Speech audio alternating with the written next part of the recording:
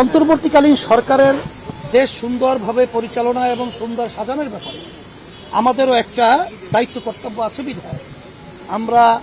দেশ সুন্দর পরিচালনার ব্যাপারে আমরা আমাদের পরামর্শ তাকে দিয়ে আসছি এবং সেও আমাদের সহযোগিতা কামনা করছে এবং আমরাও বলছি যে ভালো কাজের ব্যাপারে দেশ গড়ার ব্যাপারে আমরা আপনাদের সহযোগিতায় ছিলাম আছি থাকবো। মেইন পয়েন্টের ভিতরে আমাদের মূলত আলোচনাগুলো ছিল যে বিগত এই ফ্যাসিস্ট সরকার প্রায় 16 বছর পর্যন্ত তাদের মন গড়া দলীয়করণ এবং বিশেষ করে 2014-18-24 যে প্রহসনমূলক যে নির্বাচন জাতীয় এবং এই নির্বাচনগুলো উঠে নেওয়ার ব্যাপারে যারা নাকি প্রশাসনে দায়িত্ব পালন করেছে এবং যারা নাকি বিভিন্ন মিডিয়া সহ সর্বত্র যারা নাকি তাদের সহযোগিতা করেছে এই অন্যায় তাদের অন্যায় চিহ্নিত করে একটা নির্ভরযোগ্য প্রশ্নবিদ্ধ ছাড়া কমিশন গঠনের মাধ্যমে এই অন্যায়কারীদের চিহ্নিত করে তাদের শাস্তির ব্যবস্থা করা এবং সুন্দরভাবে প্রশাসন সহ আইন শৃঙ্খলা রক্ষা বাহিনী সহ সর্বত্র দেশ সুন্দর পরিচালনার ব্যাপারে সেখানে ঢেলে সাজানোর ব্যাপারে আমরা তাদেরকে পরামর্শ দিয়েছি।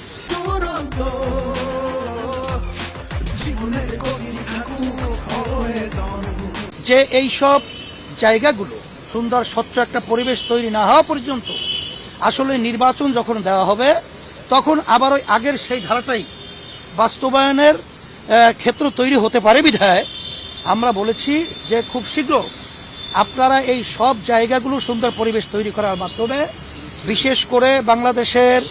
আজকে 53 বছর স্বাধীনতার বয়সে যে পদ্ধতিতে নির্বাচন হইতেছে আসলে এখানে দেখা যায় কালো টাকার দৌরত্ব এবং যেটাকে বলা হয় দলীয়করণ এই পেশি শক্তির মাধ্যমে আসলে মূলত যারা নাকি যোগ্য দেশ পরিচালনার এবং যাদের দেশের প্রেম রয়েছে এই ধরনের লোকগুলা অনেক ক্ষেত্রে দেশ পরিচালনার দায়িত্ব পায় না। সেক্ষেত্রে আমরা পিয়ার সিস্টেম যে নির্বাচন যেটা সব শাখার সব ধরনের সব মানসিকতার লোক এখানে সম্পৃক্ত থাকতে পারবে এবং তাদের ভোট হবে পিয়ারের এটা হলো সংখ্যানুপাতিক হারে নির্বাচনটা হবে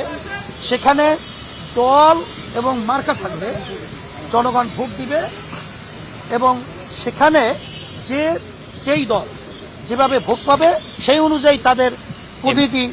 সেখানে আপনার পার্লামেন্টে থাকবে দেশ পরিচালনা করবে সেখানে সবাই সম্পৃক্ততা সেখানে নিশ্চিত হলো যার কারণে দেশ সুন্দরভাবে চলবে এখানে কোনো আর বৈষম্যমূলক বা বিভিন্ন ধরনের